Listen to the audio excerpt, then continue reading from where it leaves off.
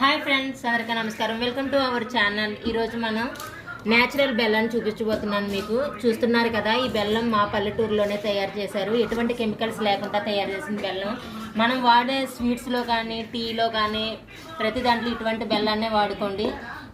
దీనివల్ల ఎటువంటి side effects ఉండవు. కెమికల్స్ లేకుండా తయారు చేస్తారు. చూస్తున్నారు కదా, 2 రకాలుగా అయితే ఉంది ఈ బెల్లం. ఇది పాకం పెట్టే విధానంలో తేడా కానీ 2 బెల్లాలు ఒకటే అన్నమాట. చూస్తున్నారు కదా, చాలా బాగుంది. ఇందులో ఎటువంటి కెమికల్స్ లేవు. ఆరోగ్యానికి అయితే చాలా మంచిది. పంచదార తిని మనం పళ్ళు అయితే పాడు చేసుకుంటున్నాం.